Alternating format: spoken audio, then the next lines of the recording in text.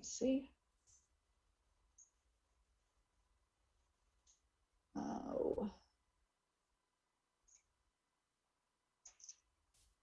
Is that showing correctly? Great.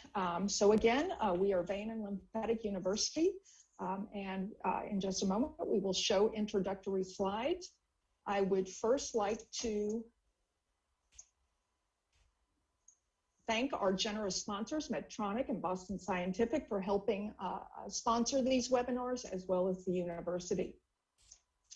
Before we do the introductory slides, I'd like to introduce our panelists. Today we have Dr. Paola Ortiz joining us again. She's an associate professor of phlebology in Uruguay. She's trained in various endovenous treatments, microphlebectomy, and she has also been to NYU School of Medicine training under Dr. Lowell Kabnick. We have Dr. Luan Lam, who's a podiatrist and a board-certified wound and lymphedema specialist, as well as a hyperbaric physician.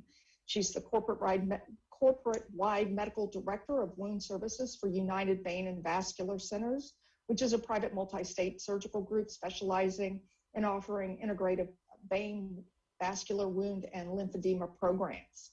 We have Dr. Suzanne Ehmann, who's a clinical specialist of edema and lymphedema management at Stanley Regional Medical Center. She's also a certified lymphedema and wound specialist and certified lymphatic therapist in Albemarle, North Carolina.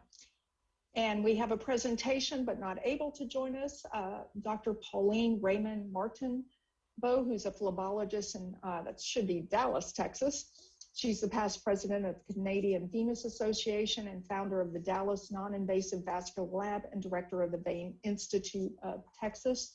She's has served as the vice president of the UIP as well. So now I will unshare my screen, and I'd like to have the introductory videos from Dr. Kanata and Dr. Kabnick. Thank you.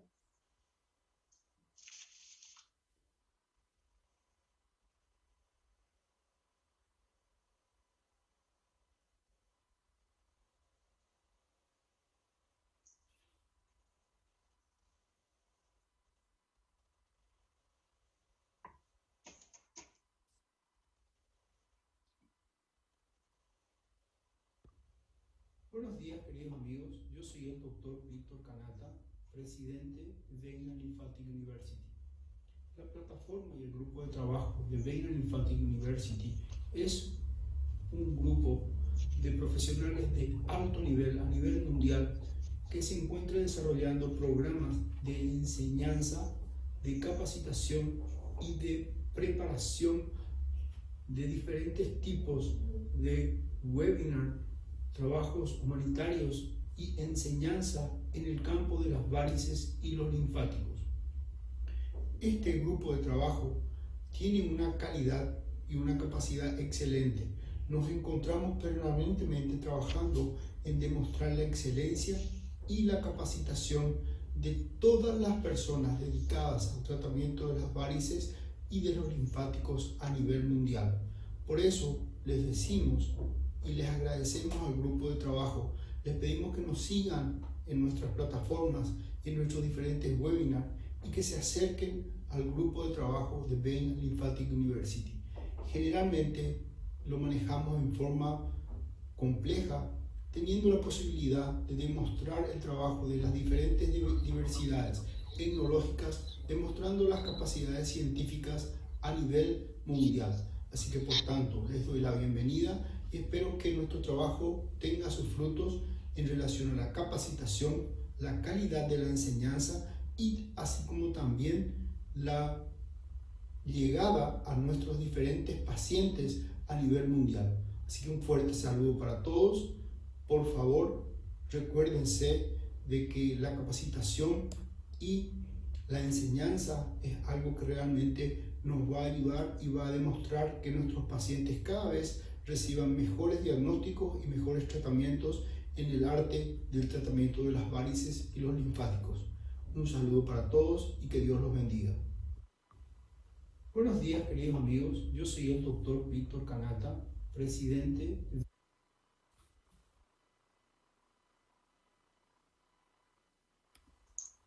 All right, and if we can play the video from Dr. Cabinet.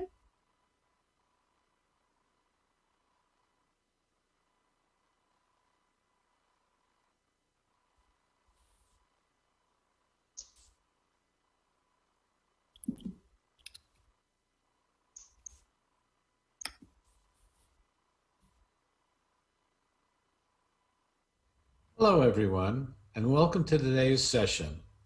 My name is Dr. Lowell Kabnick, and I'm the chairperson of Vein and Lymphatic University. VLU is a premier educational platform whose mission is to deliver groundbreaking, high-quality content utilizing the talents of a diverse global team of health experts, focusing on venous and lymphatic disease and treatment for the medical community and its patients. The goal of VLU is to make a positive impact on the global medical community by accelerating venous and lymphatic education through highly accessible and interactive live webinars and lectures, informative videos, and other premium channels of community engagement with the aim of empowering, inspiring, and advancing understanding of venous and lymphatic disease and treatment. Our initial series is titled Empower Her, which was developed by Ruth Bush, Sarah Oneida, and Leanne Alizio. This is a series of webinars crafted and directed by our women colleagues for all. On behalf of VLU's Executive Board, we thank you for joining us.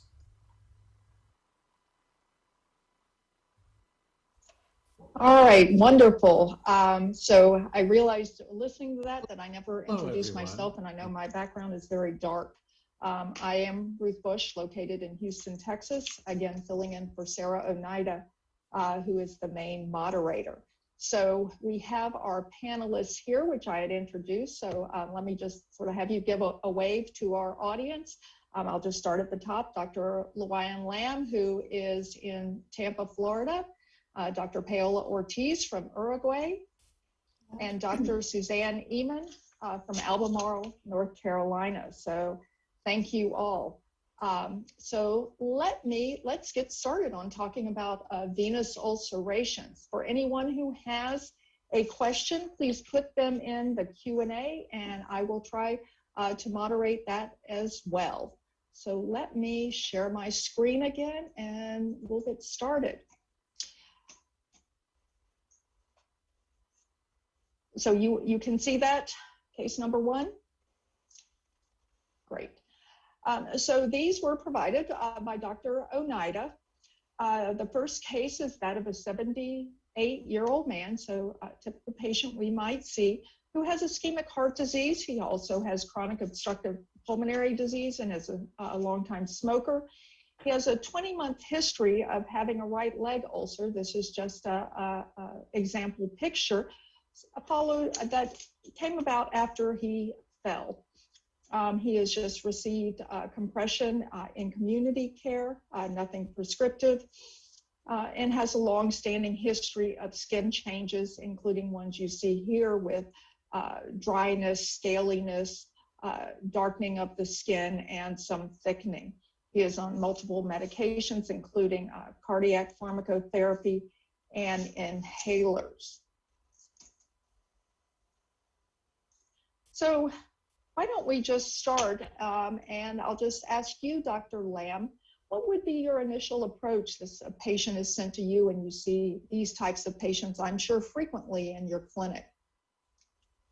Yeah, so I think one of the first things that we always try to look at when we see one of these patients that has had issues for so long and also have had a lot of trauma is just kind of what their social situation is like. Are they at home with people who could help them?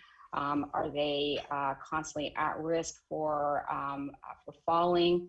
And then also what kind of, he's been receiving compression. So what kind of compression has he been receiving? Has it been good quality compression?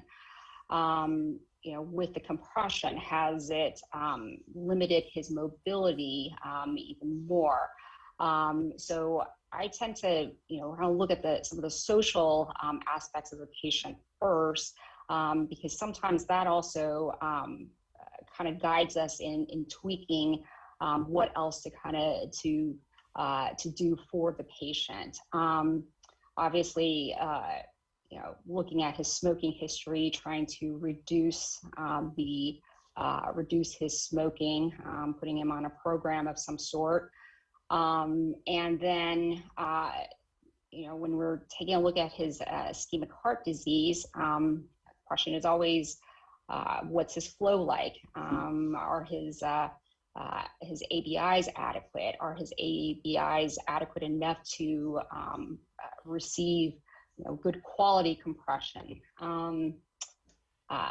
So that would be at least like my initial look at just his medical history and his social history. And then how much is he using those inhalers?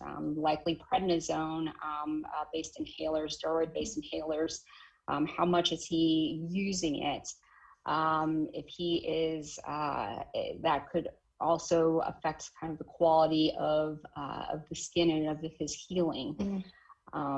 So that would be kind of my initial look at least his like medical history there. Let me just ask you a couple of follow-ups, and then I'll move down our panel for their ideas. Is with someone who is 78 years old, and you mentioned the social issues surrounding it, one of the problems that I see is number one, you talked about the mobility problems and being a fall risk, maybe looking at his frailty index, but how successful have you been with having patients who are elderly be able to don stockings? And you mentioned good quality stockings. What would be the definition of good quality? Well, if his mobility isn't, if he's always at a fall risk, I mean, one of the things that we always try to do is get home health involved, get his right for physical therapy, for a fall risk assessment at home, and put him on some sort of gait and balance therapy program at home. Making sure that he's actually, if he's got some sort of walker or cane that he's using, the question is always, is he actually using that walker or that cane? And then, depending on how good his mobility is, I found that a lot of these patients, it's sometimes it's not a problem of whether or not they can actually walk, but it's also a question of whether or not they feel comfortable even bending over in order to don these stockings. A lot of times, especially if he's got COPD, they start bending over, they start coughing right away. So it's very, very difficult for them just logistically to bend down, put something on. I like a lot of the Ulcer Care compression stockings where it's Velcro. But, again, some of these patients, it's just physically impossible for them to even just bend over long enough to be able to don those things quickly enough. So if his mobility isn't great, these are the types of patients that I actually like to wrap in the multi-layer compression wraps instead of having them in just a compression stocking, at least for a little while. And then as we put them onto like a good quality gait program, then they can possibly work up to the point where, we can get their mobility better to don some of these stockings. Those are some great points. Thank you. Dr. Ortiz. Hello, good morning, and thank you for the opportunity and for the invitation. It is an honor to be here.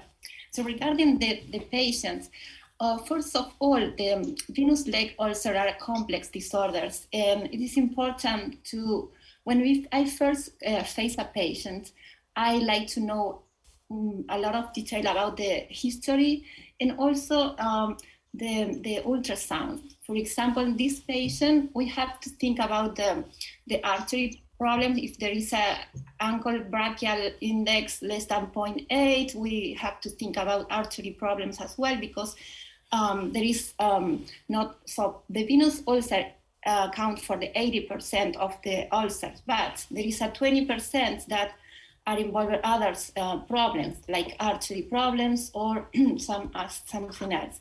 And so it is important to also know that there is a 50% or 70% of recurrence after a treatment. So we have to think about when we first meet the patient about all the details, the artery, the body mass index, the mobility, and also look for all these problems during the examinations. On the ultrasound, look for the superficial system problems or deep system, and also artery. Thank you. Dr. Ehmann. Yeah, so I'll kind of weigh attention of this detail, like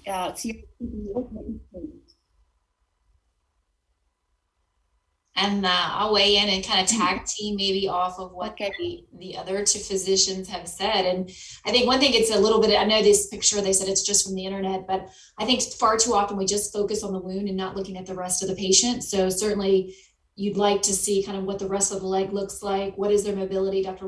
Lem has already pointed out, it's not just mobility, but range of motion that really speaks to the calf muscle pump and the ability to activate that venous system.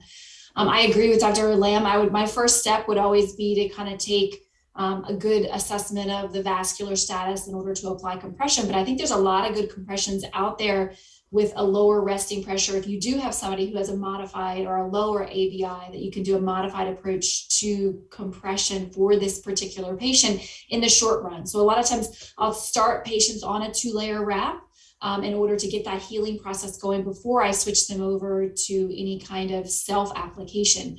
As far as stockings, I think one of the things people are not aware of is there's lots of donning devices that are out there. So I've taught, an 89-year-old how to put a flat neck garment on.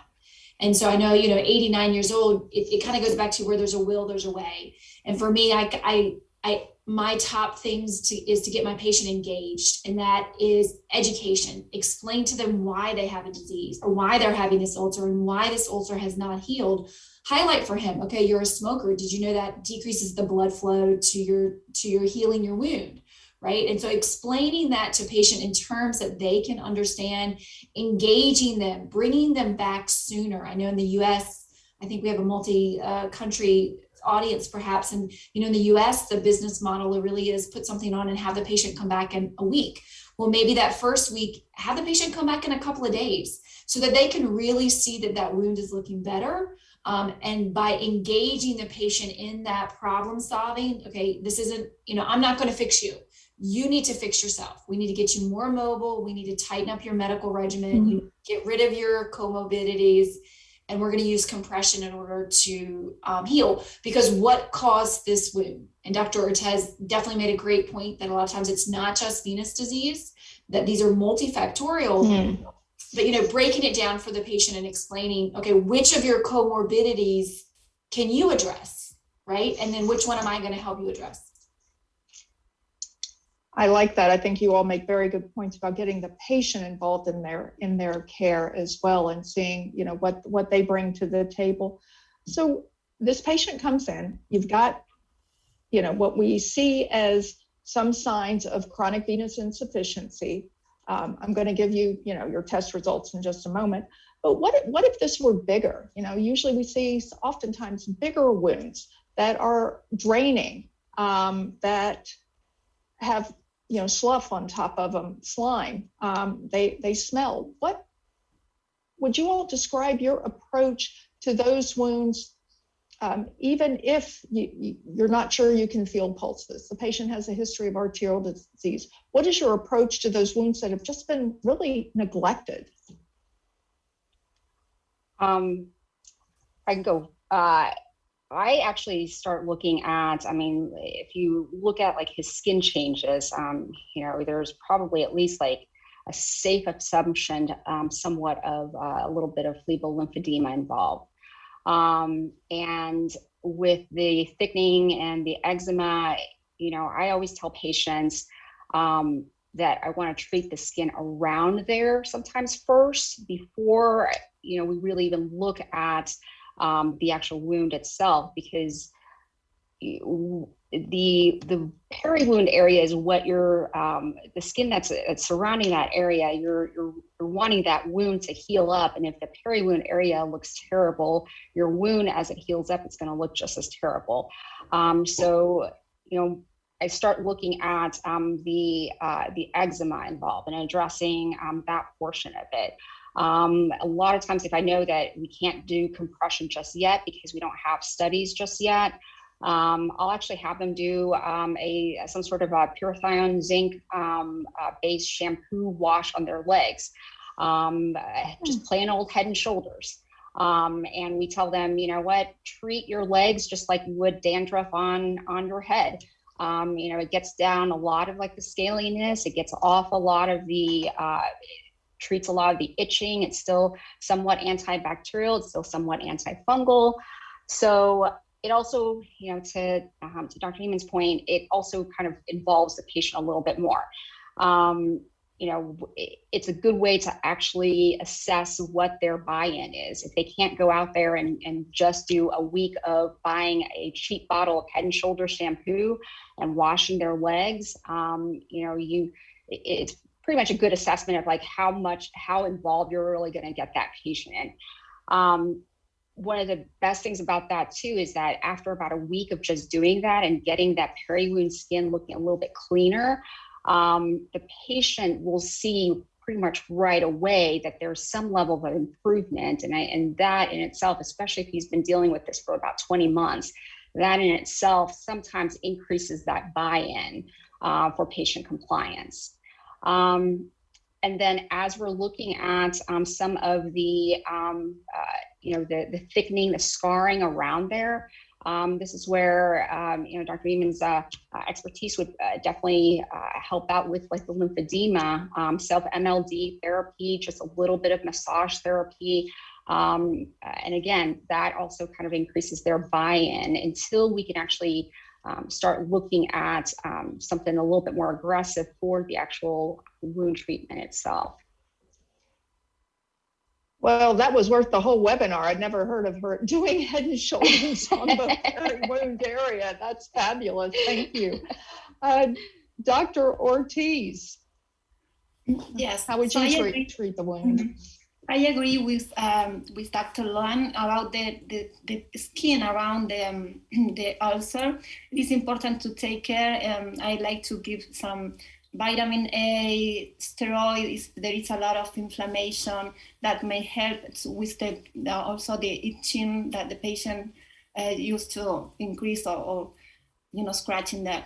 And also them to, after ruling out, in this case, for example, the artery problems, I will put on compression, a lot of compression. And also if the ulcer is dry or is exudating too much, so I will use different dressings.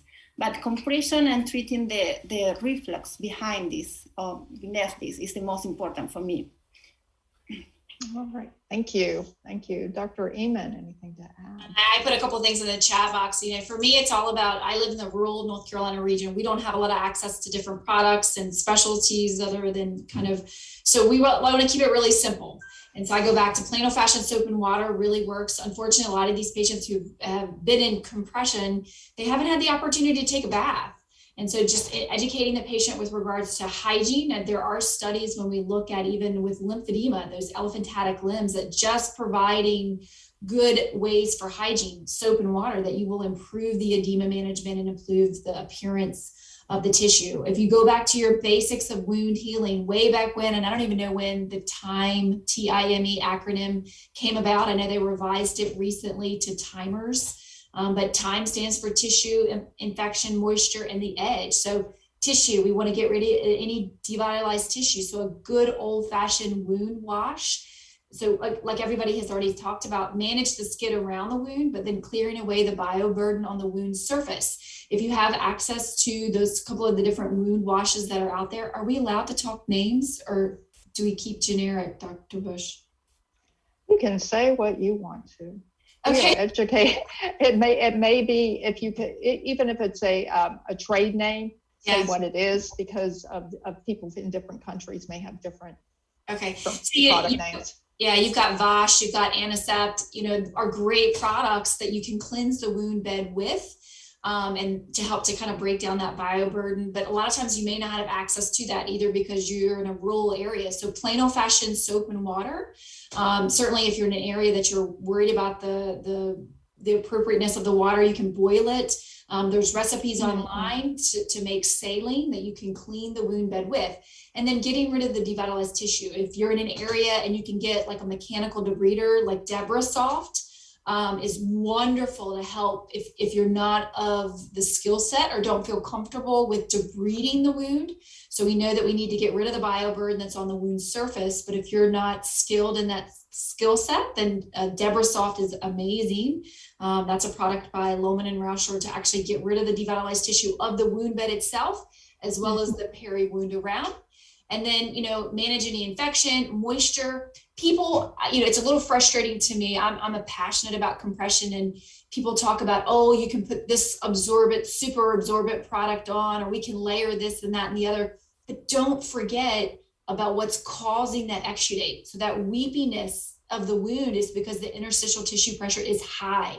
If you don't combat that, then it's going to continue to pour. So yes, we need to address it and put a dressing on to manage that exudate, or the wound will get larger because the peri-wound is going to break down. But again, knowing compression, it's not about how tight you put something on, but about how stiff. And if he's got mixed disease, that's what's great about really knowing a little bit more about compression and how you're incorporating it for a patient like this is you can put on a product that is low resting pressure, but high working pressure. And it's that working pressure that makes compression work. So I don't know if that was. Yeah, I would definitely agree with that. That's I mean, great. I found that a lot of our patients, if they've had bad experiences with compression, I'll actually have them come into the clinic a little bit more often, twice a week to 3 times a week sometimes, for the first maybe 2 weeks. Before then I turn them over to home health or drop them back down to a week. But if they, if we can get them onto actually a lower level compression initially, and then put them on a walking program. So I'll put them on just something that's about, maybe 20 or 30 of compression, millimeters of mercury of compression initially. So dropping down the compression a little bit, but making sure that we've got good quality, even compression. And then I put them on a walking program. So almost everyone these days has some sort of phone or an app that they can use, or a pedometer or a Fitbit. And we just start them off on saying, I just want 100 steps of intentional walking. And that's not just going from, from your couch to the bathroom or the couch to the kitchen, but getting up and saying, I'm going to walk 100 steps. And we start them off doing that twice a day. Once they master that every single day, twice a day, we tell them, okay, next week, jump it up another 50 steps. And so it kind of gives them a little bit of homework to do. You're getting that walking, you're getting them comfortable with using a compression, some level of compression, as well as, getting some of that active walking compression as well. So. These are great ideas, doctors, and I've taken lots of notes. I'm going to let you know what comes next. So you are treating the wound, and you get a duplex ultrasound, and this is what you see. You have an incompetent cath perforator, and you see a venous plexus underneath the ulceration, and an incompetent greater saphenous vein. That's probably enough information, don't need any more details. What would be your priorities in intervention and your timing, and in terms of the wound and the wound healing? When would you recommend to the patient after you do your wound care or as you're doing it? So I'll just start with Dr. Ehmann. I I guess I would start with the other one because I can't do vascular procedures, but I really believe it should be a combined approach in the sense that it's not like you're going to wait to start wound care before you get, if you're able to address this and referring this out to a vascular interventionalist. I know here where I am, it takes time to even get an appointment. So I think you start day one with getting your basic assessment of what your arterial status is, because certainly we don't want to cause additional trauma by applying compression that the limb can tolerate, number one. Then number two would be go ahead and start good basic wound care. Clean the skin, clean the wound, prepare the wound bed preparation, and then get compression on the limb, good quality compression, low resting, high working pressure, and then make the referral out to a vascular to evaluate if there's any interventions that can be made. And I'll leave that to the specialists as to which interventions they would do. Okay, thank you. Thank you. Dr. Ortiz. Yes, well, I agree. I think that the plan is to, if possible, to do both things at the same time. So begin with a good plan of dressing and compression. Think about if the patient has a good compliance with the compression. Give them a good option like maybe the steel cage with the Velcros, something that the patient can tolerate the good dressing, but go and do the treatment to the great saphenous vein incompetence with, depending on the size of the vein and everything. We have different tools or different devices to perform an ablation. And I think that this is the most important to treat the underlying cause, which is the venous insufficiency. So treat the great saphenous vein insufficiency with laser, radiofrequency, or no thermal tumescent ablations, and also the perforator. And always look if there is look for venous bed under the ulcer, and I like to treat them with ultrasound-guided foam sclerotherapy. And sometimes I begin with this and also make a plan to treat the whole insufficiency. But this make a difference, a big difference, and also depend where you are. If you are in a hospital, in a private place, and also in a humanitarian activity, where sometimes you have all options, sometimes not. And ultrasound-guided foam sclerotherapy to decrease the hypertension, the venous hypertension, will help a lot. And follow these patients with compression and dressings, good dressings, and this patient will, do well with only a few, or if you treat the insufficiency underlying. So I think we have to address everything and address the whole patients as well, the mobility, and if the body mass index is bigger than 25, we have to put them on diet, or connect with a good team. It's good to work with a good team of specialists to, and have a good rapport with the patient as well. This is like a combination of action we have to think about with the patient. But of course, to treat this incompetence is first, if possible. Wonderful, thank you. Dr. Lamb. Well, I'm a little spoiled because I work in a vascular vein center. So our wound center, we try to basically treat everything, as much as possible, as quickly as possible, all at once. And I usually work with my vascular surgeon to kind of plan out the timing of this so that we're still doing compression, we're treating any underlying infection, we're treating the biofilm, and then more or less plan for any of the ablations or sclero to be done concurrently with wound care. So we try to, get the patient in and do everything kind of as quickly as possible, all at once, as long as there's no raging infection that we have to worry about. So. All right, excellent. I have one more question, and then we will move on. What about the role of biologics? And that probably is for you, Dr. Lamb. I don't know, Dr. Ortiz or Ehmann, if you all use biologics or have experience. I love using biologics just in general. I think that there's I think the timing of the biologics is really kind of the important thing. You know, so regardless of what you put on for a biologic, what biologic you use, if you don't treat the underlying issues, then you know you can't.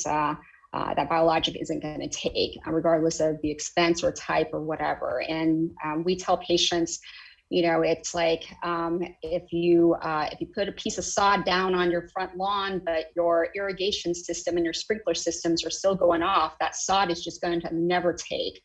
So, you know, the biologics that we use, unfortunately, you know, here in the U.S., we're limited sometimes as to what types, depending on the insurance panels and what types of the timing, as well as the type of biologics that we can use.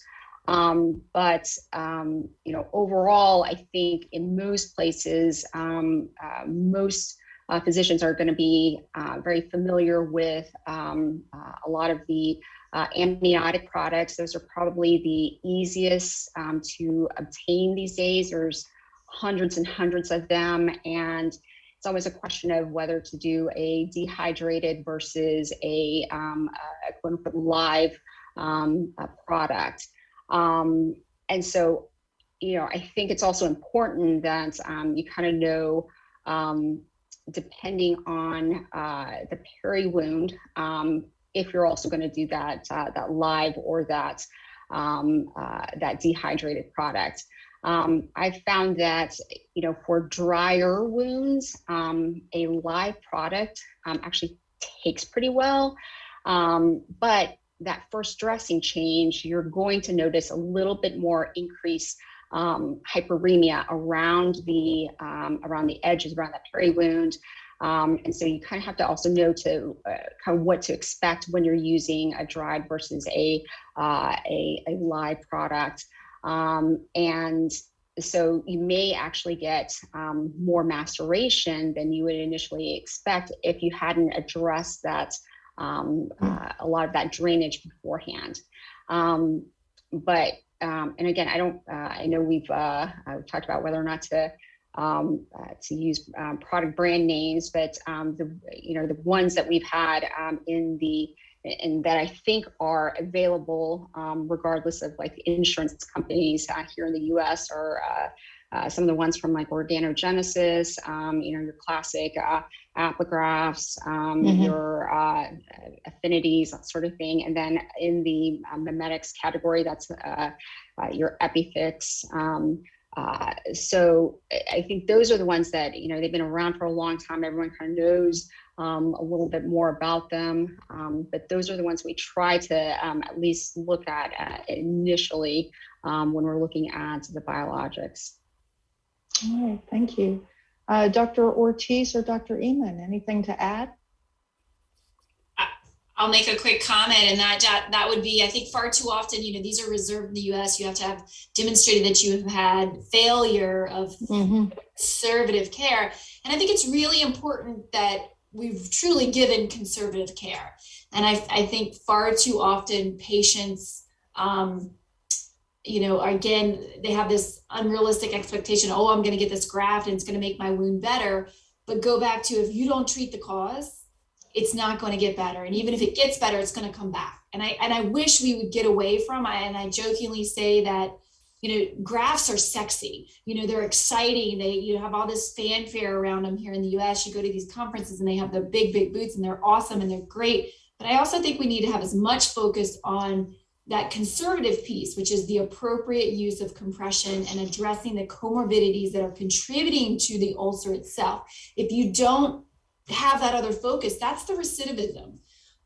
So I just wanted to put the push out there for, really understanding compression. And if you're using compression and it's not working, instead of maybe, those first week or two, if you're not seeing improvement and you've done your vascular assessment, maybe switch your compression. all compression is not the same. A 2-layer is not a 2-layer is not a 2-layer. You know, we really need to look at understanding the benefits of each of their products. I always say there's something unique about all of the compression products that are on the market, but really trying to understand that and kind of picking and choosing based on what you see is happening in front of you. You guys do it all the time. I know you do, Dr. Lamb and Dr. Ortiz. You look at the patient, you do a treatment, and then you assess, you know, what's working, what's not working, and then thinking about how you can mix it up. So I just wanted to put a plug for, I know you're talking about cellular products, and I think they're great. But again, we also need to have as much focus, and we should be as excited about compression and compression options.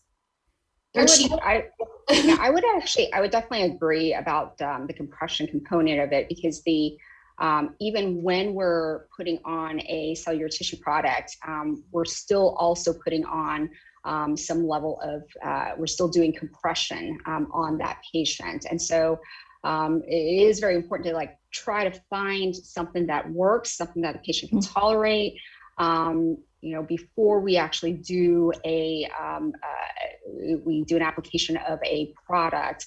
But I do think that, you know, what we found is that if we've had a lot of these wounds that have been kind of stagnant for a long time, there is a place in there for cellular tissue products to kind of just jumpstart a little bit of the wound healing. And, you know, I think, again, when you're talking about kind of the patient buy-in to it, you know, I usually will lay out the whole entire game plan for the patient so that they know that we're not just doing the same thing all the time. We kind of lay out what the benchmarks are and what we're looking for, you know, the amount of healing we would expect from just compression therapy and good skin care before we move on to that next level. And I think that also helps out, like I said, with some of the patient compliance and the buy-in to your plan of care. Yes, I agree with all. And also, I always check again with an ultrasound to the patient in the follow-up. Sometimes the patient needs another treatment of the insufficiency. It's only not on, sometimes that procedural failure, or there is another perforator that we didn't see first, or is something new regarding the venous hypertension, and maybe the patient, before thinking about graft, think about the another cause behind, like venous hypertension. So that's why I follow up the patient with an ultrasound every time I see them. And if there is something I inject, or I treat the gray saphenous vein with ablation again, depending on what I find. But sometimes this is one of the causes of the recurrence or the not improvement. Can I ask a question to Dr. Ortiz? Yeah, sure. Okay, so I was going to say, can you comment on just the ability to visualize the anatomy in someone who is very edematous? And so I really appreciate your point of kind of going back and looking and see, do you find that if you have a patient that is very, very edematous, that it's difficult to appreciate the anatomy, and that there might be some benefit to, you know, once you reduce them, then send them for vascular assessment? Yeah, sorry, I don't know if I understand exactly your question. The patients sometimes are challenging because of many things, not only because the anatomy and everything. It's like you have to take time with the patient for everything, for speaking about what is causing or how is their life at home, what they do, what they're not doing, what if they are resting or, you know, or walking or not.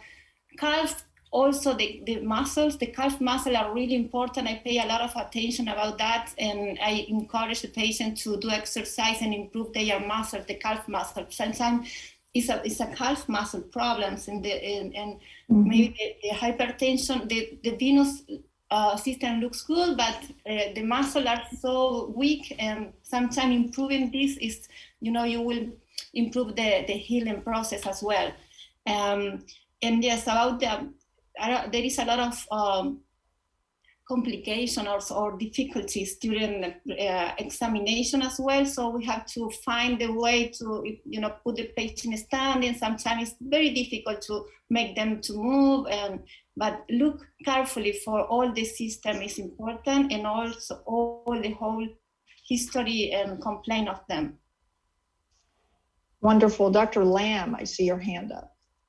Yeah, I'll comment on a little thing that we do in our clinic. And again, I am very spoiled in that I've got RVTs and I've got our vascular surgeons there. But you know, if one of my RVTs tell me that patient's too edematous for them to really get a good study, we have lymphedema compression pumps actually in our clinic. I'm sorry, the RVT. I see the question there. The RVT, the vascular techs or the ultrasound techs. If they tell me that they can't do a good scan on a patient because they're way too edematous, we actually will put them on a compression pump. If they've got, especially a gentleman like this, where you know, if his ejection fraction is high enough and we know he can tolerate it, and he's not an active CHF. That day before they get the scan, we'll actually have them come in, put them on a pump for about half an hour, and I might, you know, I play around a little bit with like the different settings on some of the devices, and I'll turn it up to, like, say, a focal or a clearing mode, and depending on where we're looking for certain things. If the tech is looking for, say, another perforator in that area where, you know, a medial malleolar ulcer is, you know, I'll do a focal therapy on the compression pump for about half an hour, and then right afterwards, the tech can then see quite a bit more, you know, in their, they do a better quality scan. This has been tremendous, doctors. I've learned a lot about wound care, and as you all know, these are the best patients. If you can heal that wound, they don't care about cosmetics. They don't care about what it looks like. They just want the skin to be intact. So I have learned a lot, and I appreciate your expertise. I want to move on to Dr. Raymond Martinbeau's presentation. I'd like to give another shout out for our amazing sponsors, Boston Scientific and Medtronic, who have really been generous in their support of the Empower series, which allows these amazing women experts and panels from an international perspective to be able to comment. So if we can play Dr. Raymond Martinbeau's presentation. And again, thank you all. Hello, everyone. I am Pauline Raymond Martinbeau, and I'm very happy today to discuss sclerotherapy, an integral part of venous leg ulcer management.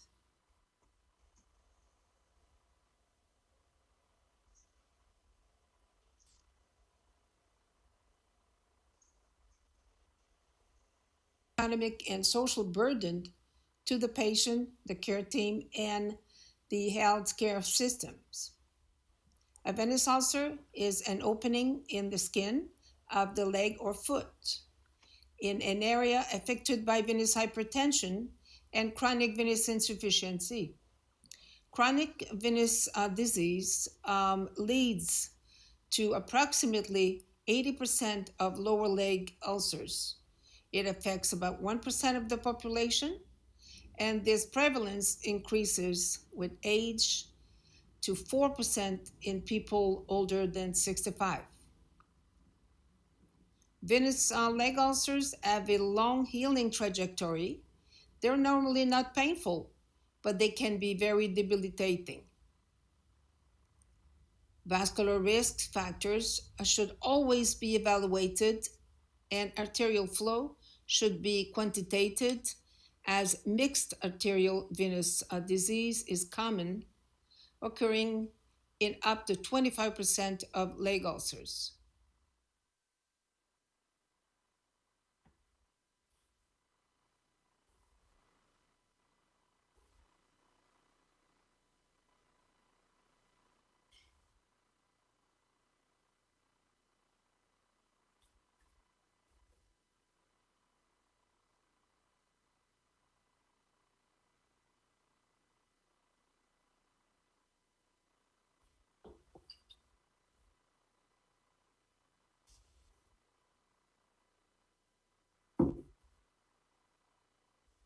Not hearing the audio.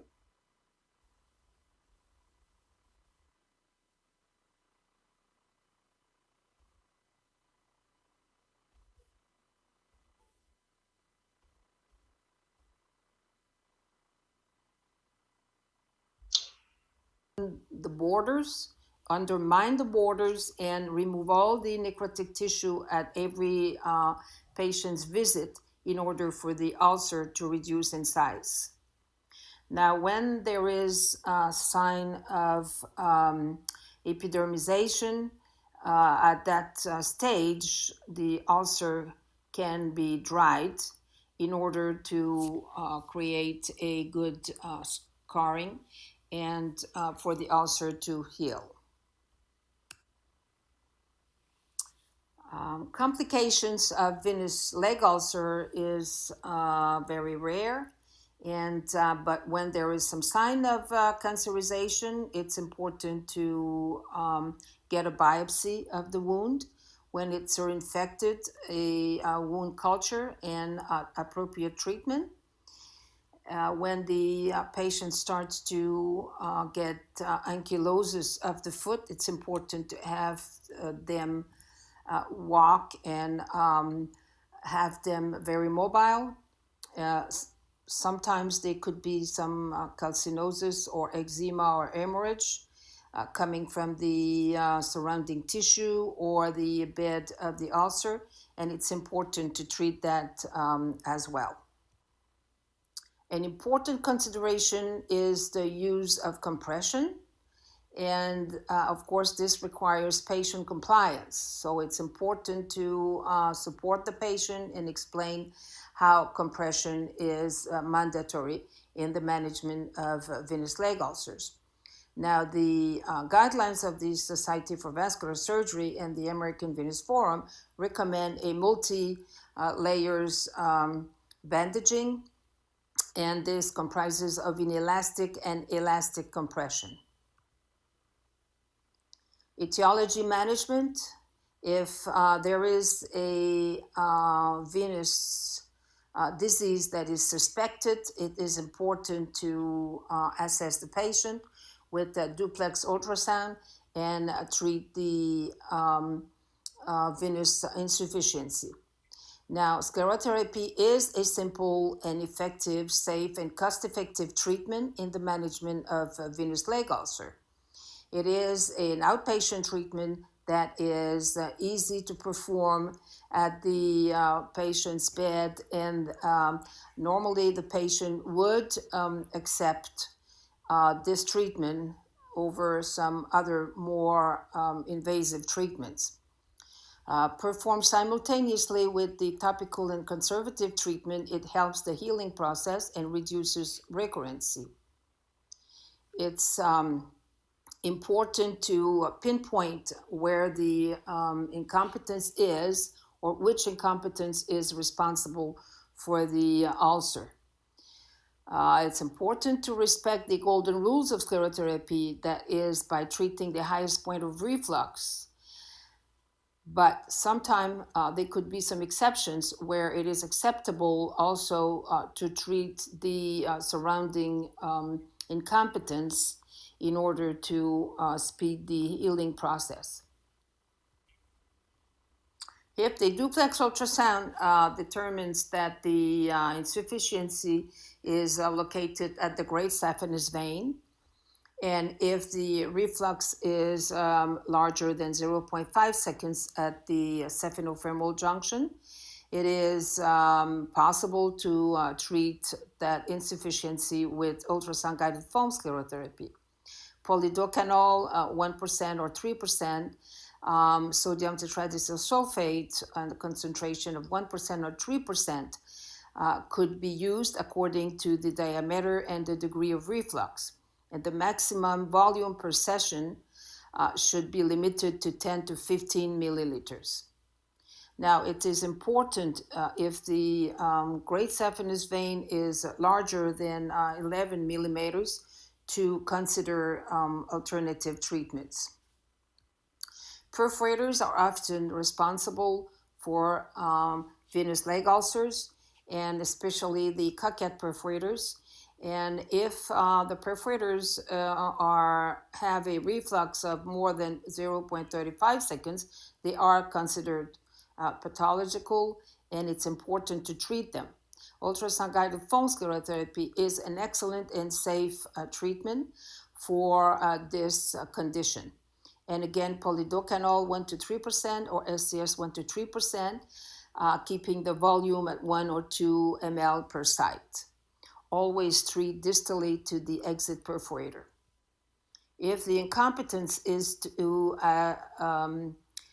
to a tributary incompetence, the treatment with ultrasound-guided foam sclerotherapy is an excellent choice, and it received the grade 1C evidence. Phlebectomy is also useful if the diameter is larger than 11 millimeters.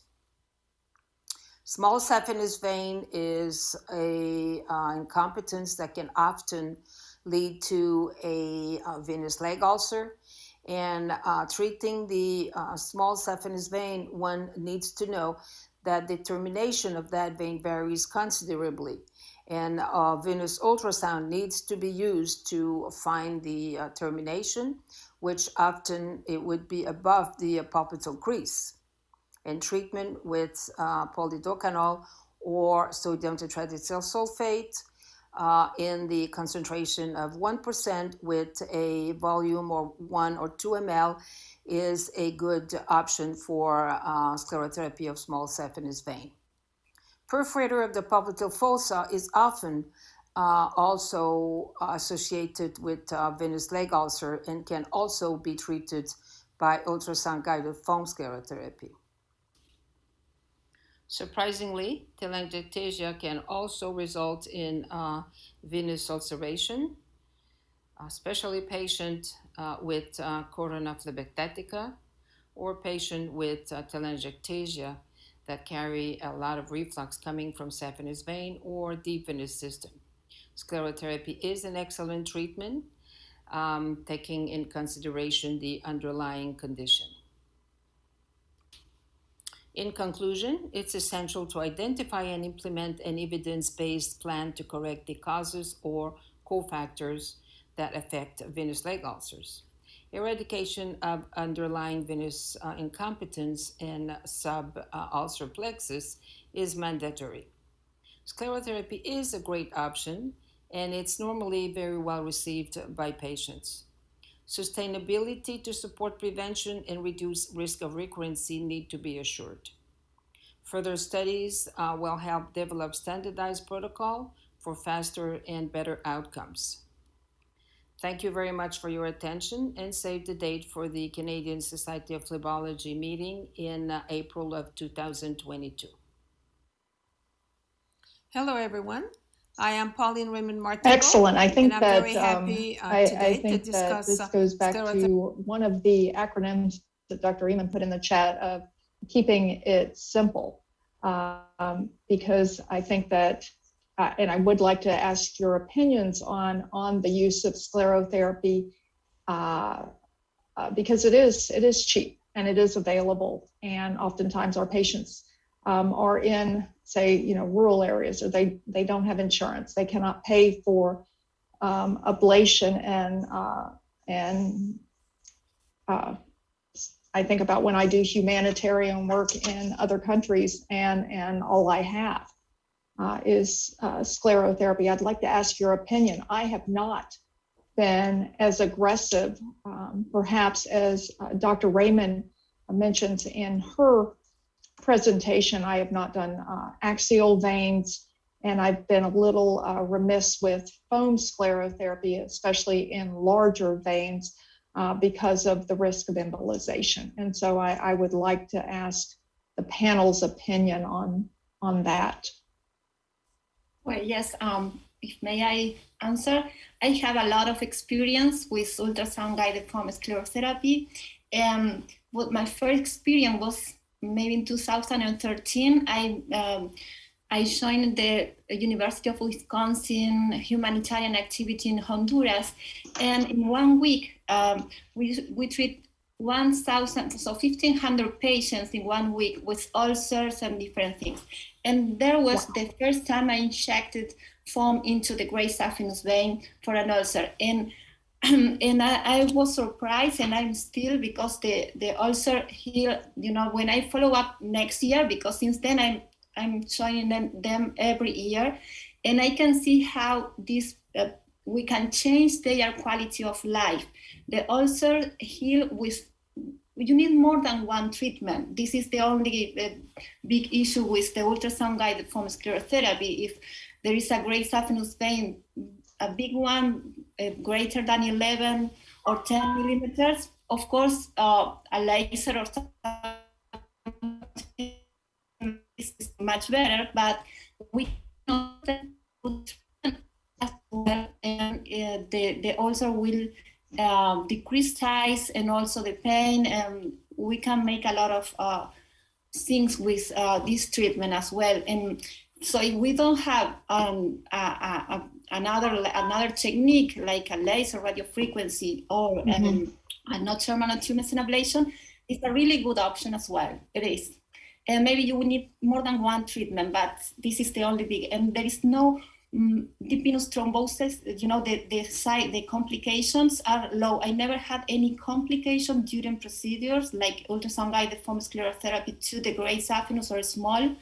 And the small saphenous respond very well. The closure rate at 5 years is really good with ultrasound to the small saphenous vein. To the great, it depends on the size, but you can treat the perforators and all these tributaries.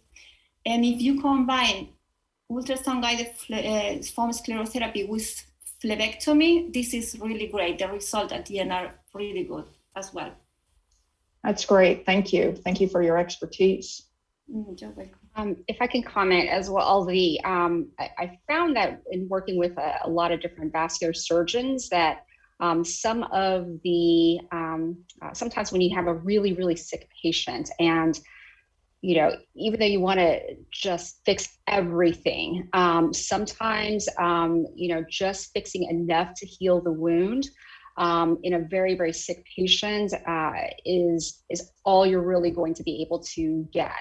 And so this is where, you know, some of the vascular surgeons, some of our other general surgeons as well, you know, if they do just a focal therapy in the area, just enough to heal the wound, you know, sometimes it's just enough for that, the quality of life of that patient in order to move on to do other things that might be what's keeping them from getting a back procedure or a knee implant or something else that is also, you know, causing a lot of mobility issues. So sometimes even though, you know, we look at the patient and they need all of this stuff, sometimes, you know, you know, and again, kind of in keeping it simple enough to get them to another level. The sclero I found, you know, some good results with when our surgeons have been able to do it. That's wonderful. And I think, you know, I think one of the things that I'm hearing from all of you all, and I'm actually then going to describe what the second case is rather than put it up there for the sake of time, is you're talking about patient involvement and shared decision-making, which I think is incredibly important. And also thinking about what the patient quality of life priorities are. And so I really appreciate this conversation and what it has evolved to, because it's, you know, for surgeons, it's, you know, we have to consider that it's not always about doing an intervention. It's what you all have said is what is important to that specific patient. And so this question about the second case that Dr. Oneida sent me is a similar case. You can just imagine different age, different background, someone who's had a DVT, anticoagulation involved. At what point would you consider doing further studies? You're maybe got some wound healing, you've cleaned up the wound, you've done your compression, making some progress, but it's not completely healing. In patients who have a history of a deep vein thrombosis, you know, one that was fairly extensive, at what point would you interrogate for pelvic obstruction or pelvic vein insufficiency? What would lead you to additional studies if you're not making progress? Dr. Ehmann, I'll start with you, or Dr. Ortiz, you were about to raise your hand. Yeah.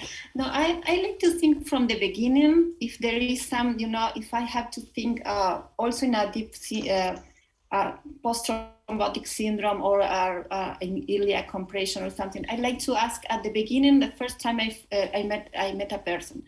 But also, if the wound is not healing properly, I go and ask for a study of the deep system, the iliac, and sometimes also a biopsy, because there is more than one causes. The deep system account for, so a post-thrombotic syndrome is 20% of the leg ulcers. So it is something we have to take. But there is another, there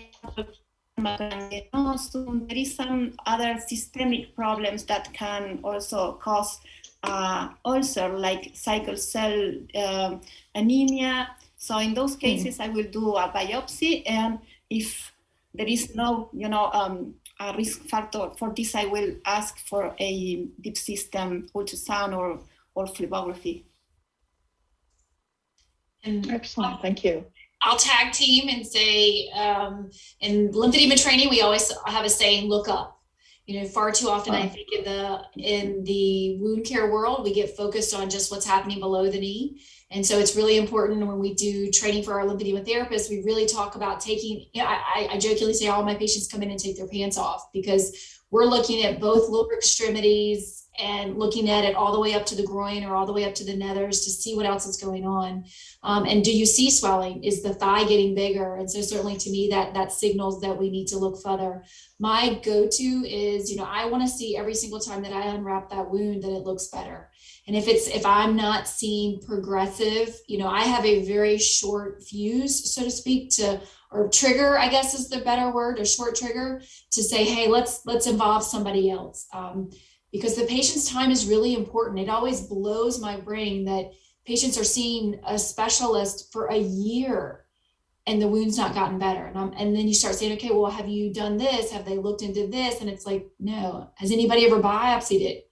No. I mean, I'm a physical therapist, and I can't tell you the number of times that I've been the one that sent it off to dermatology and it's come back cancer.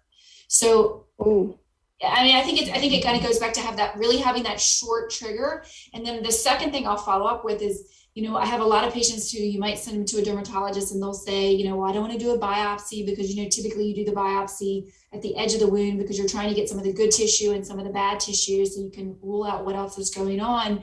I'm going to make another wound. And I always say, I can manage those wounds. I can manage the swelling, but if there's a cancer or if there's some other autoimmune disorder that's going on, if you don't get that part taken care of, what you're doing from the medical, or what I'm doing from my little world, my glasses on, won't really make a difference. So at short fuse, I say, if it's not serially getting better, or if I see that it's plateauing, then I'm definitely referring out. I'm looking up.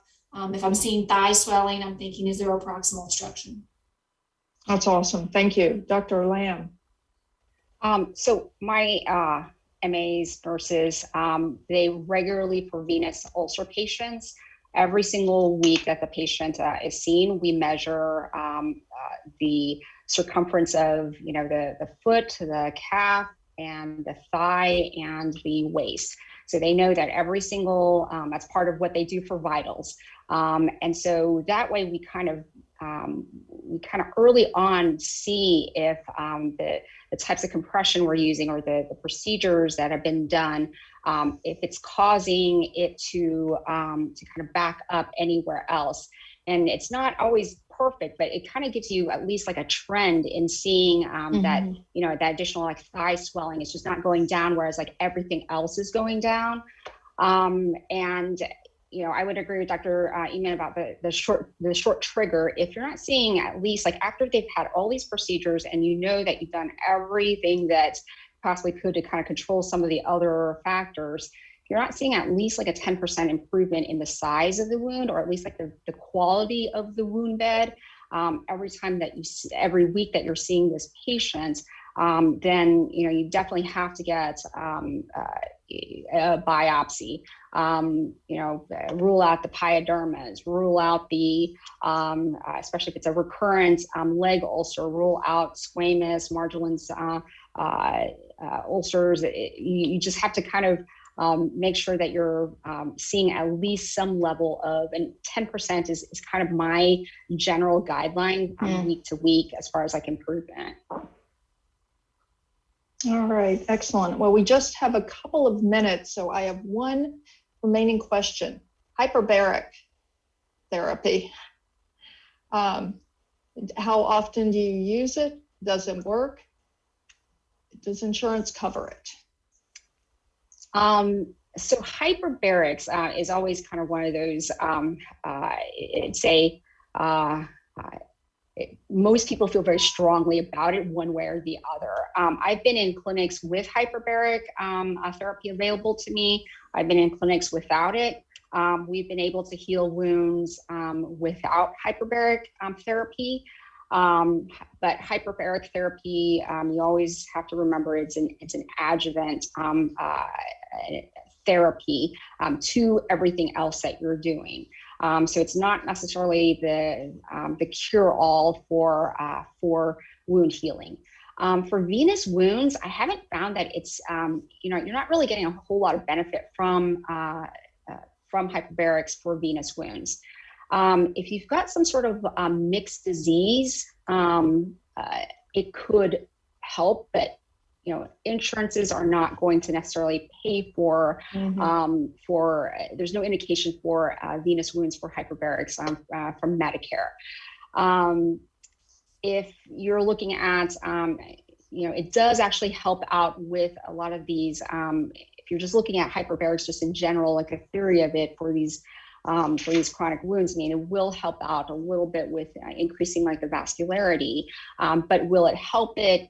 Again, kind of weighing out having a patient come for 90 minutes to 2 hours a day, 5 days a week for 6 weeks or whatever, versus being able to get them out to do a physical therapy program, to walk more.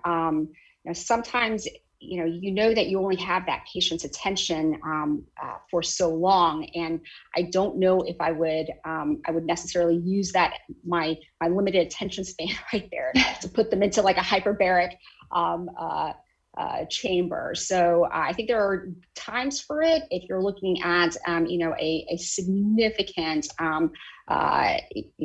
gas gangrene situation, a significant diabetic situation where you are really worried about the vascularity to that area. But for a venous, just a regular venous wound, I would not necessarily recommend hyperbarics. All right, thank you. Any other comments, Dr. Ortiz or Dr. Ehmann? No comments. Yeah, I don't have access. So.